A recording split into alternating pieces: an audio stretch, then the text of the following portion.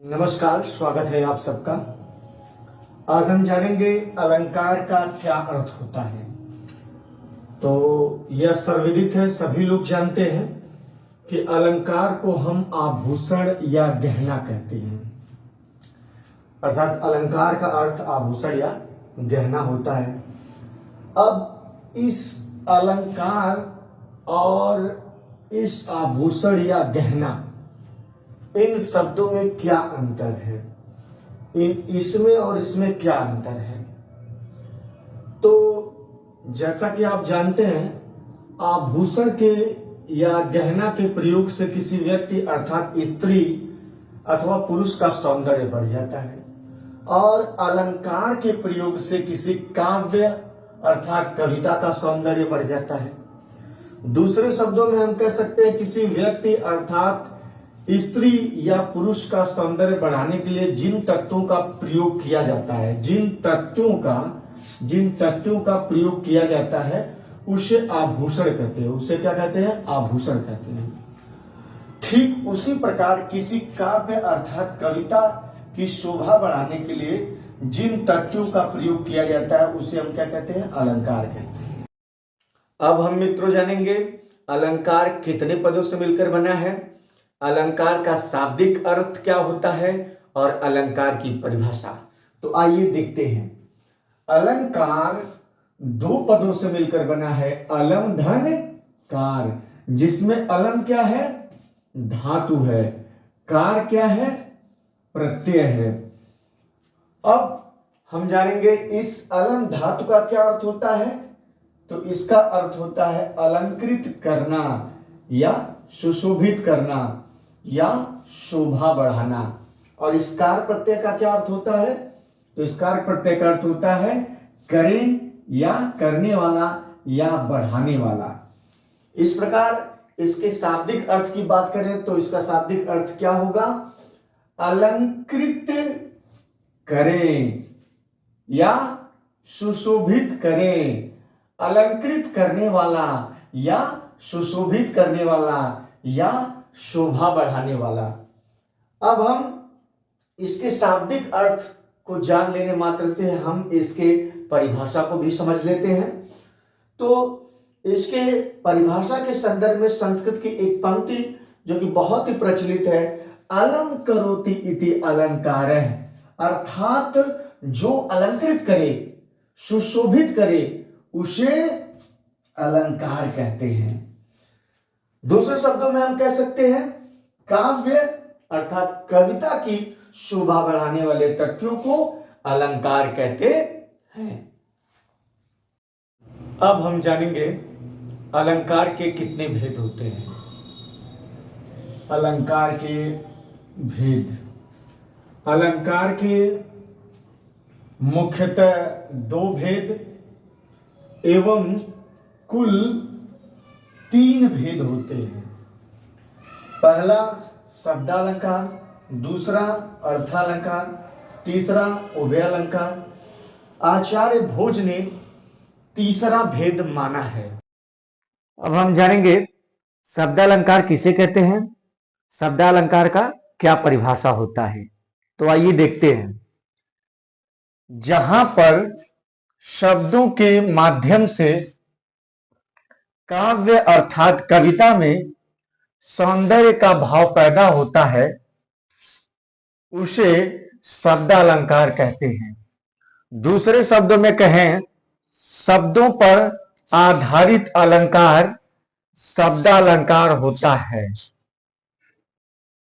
शब्दालंकार के भेद, शब्दालंकार के मुख्यतः 3 एवं सामान्यतः या कुल 5 भेद होते हैं।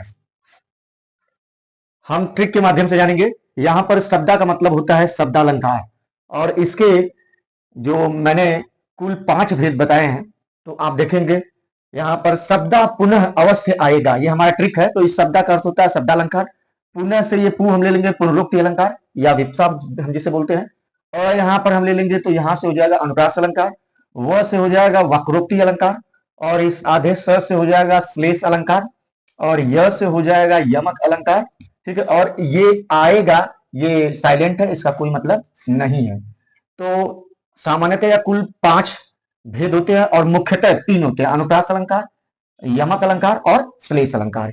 ये मुख्यतः 3 भेद हैं। अनुप्रास अलंकार में अनुप्रास कितने पदों से मिलकर बना है?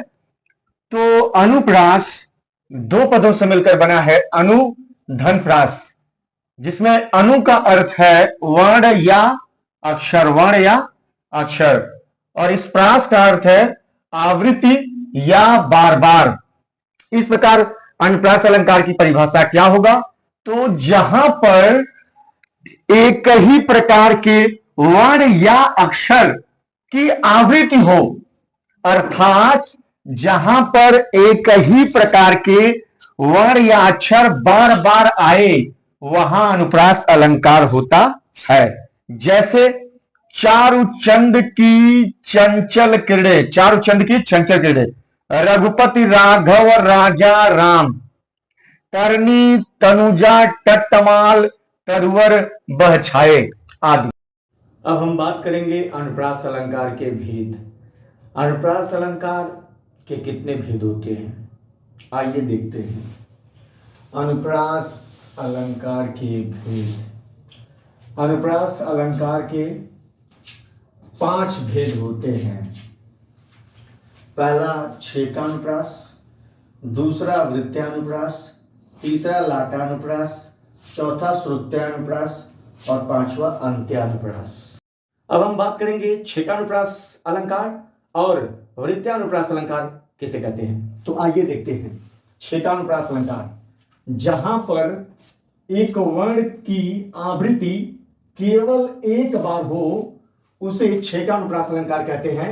जैसे रहीमन रहीला की भली, तो यहां पर एक वर्ण की आवृत्ति केवल एक बार।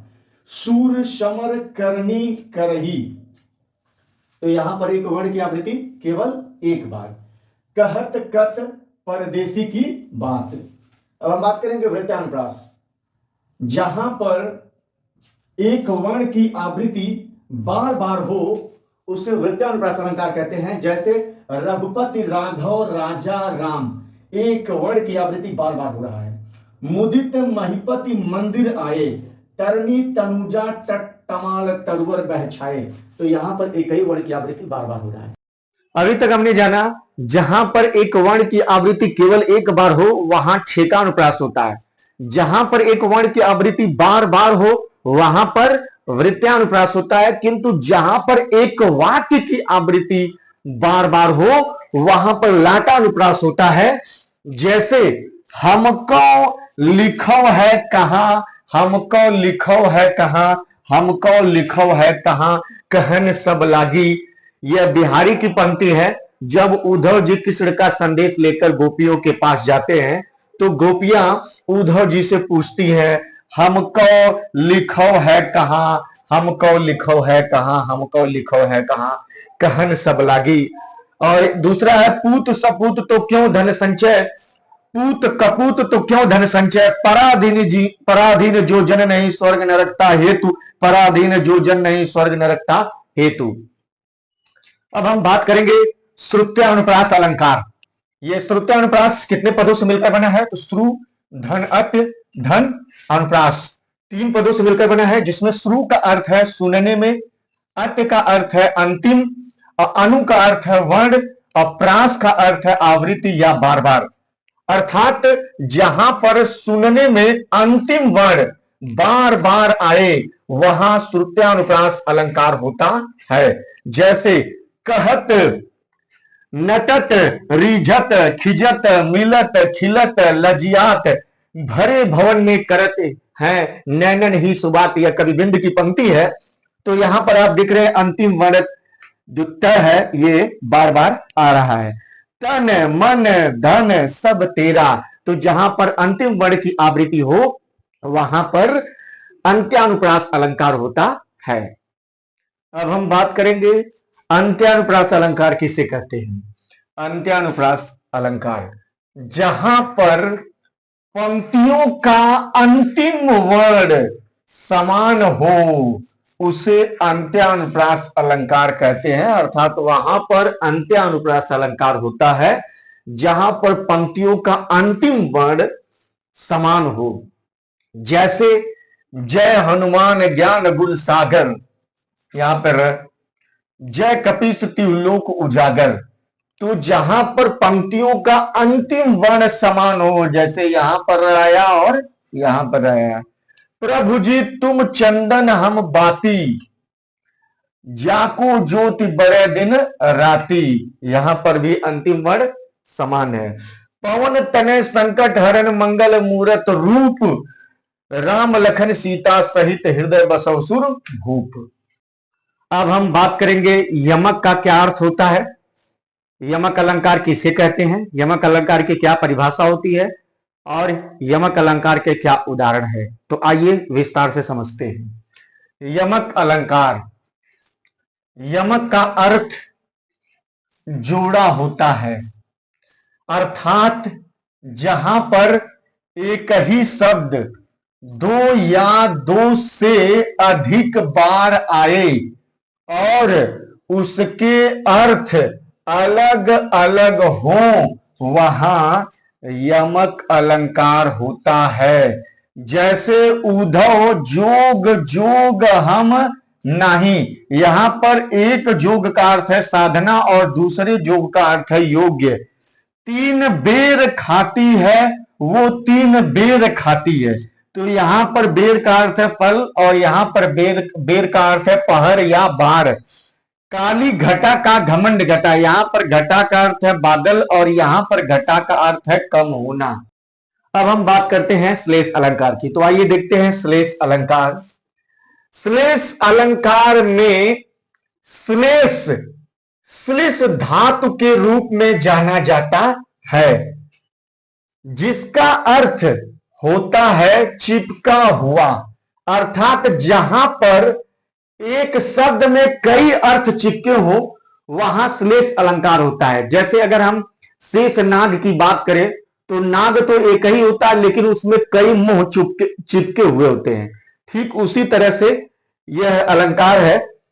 इस लाइन में आप देखेंगे पानी गए न उबरे मोती माने शून, इस लाइन में पानी सिर्फ एक बार प्रयोग हुआ है, किंतु इस पानी का मोती के संदर्भ में अर्थ चमक होता है और मानस के संदर्भ में अर्थ इज्जत होता है, आत्मसम्मान होता है। चून के संदर्भ में जल होता है और सुबरन को खोजत फिरत कवि व्यभिचारी चोर। दूसरे लाइन में हम देखते हैं दूसरा उदाहरण, सुबरन का जो शब्द एक बार प्रयोग हुआ है, किंतु इस सुबरन का कवि के संदर्भ में अर्थ होता है सुंदर वर्ण या अक्षर, व्यभिचारी के संदर्भ में अर्थ होता है सुंदर स्त्री और चोर के संदर्भ में अर्थ होता है सोना। अब हम बात करते हैं वक्रोक्ति अलंकार की, तो आइए देखते हैं वक्रोक्ति कितने पदों से मिलकर बना है। तो वक्रोक्ति दो पदों से मिलकर बना है, वक्र धन उक्ति। इसमें वक्र का क्या अर्थ है, वक्र का अर्थ है टेढ़ा और उक्ति का क्या अर्थ है कथन या शब्द, अर्थात जहां कहने वाला किसी शब्द को कहे किंतु सुनने वाला उसका अलग अर्थात टेढ़ा या व्यंग्यात्मक अर्थ ले, दूसरा अर्थ ले, वहां वक्रोक्ति अलंकार होता है।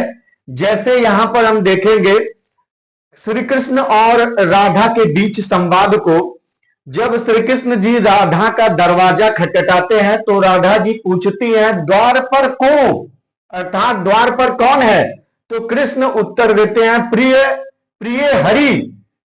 तो यहां पर राधा जी हरि का अर्थ कृष्ण न लेकर बंदर ले लेती हैं, ठीक है। तो वह कहते हैं तरु शाखा जाओ, तो तुम शाखा जाओ।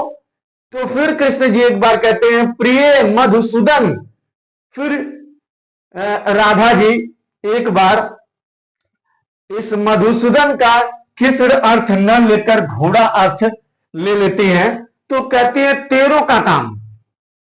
अब हम पुनरुक्ति अलंकार की बात करेंगे, तो आइए देखते हैं पुनरुक्ति अलंकार। सबसे पहले हम बात करेंगे पुनरुक्ति शब्द कितने पदों से मिलकर बना है, तो दो पदों से मिलकर बना है, पुनः धन उक्ति, जिसमें पुनः का अर्थ है दोबारा या दो बार और उक्ति का अर्थ है कथन या शब्द, अर्थात जहां पर एक शब्द लगातार 2 बार आए किंतु इनका अर्थ समान हो, वहां पुनरुक्ति या विप्सा अलंकार होता है। तो पुनरुक्ति को हम विप्सा अलंकार के तौर पर भी जानते हैं। जैसे ठौर ठौर विहार करती सुंदरी सुर नारियां, यहां पर ठौर ठौर शब्द लगातार 2 बार प्रयोग हुआ है किंतु दोनों बार समान अर्थ है, जगह जगह। बार बार गर्जन वर्षण मूसलाधार, हृदय थाम लेता सुन सुन वज्र घोर ओंकार। तो ये है पुनरुक्ति या विप्सा अलंकार।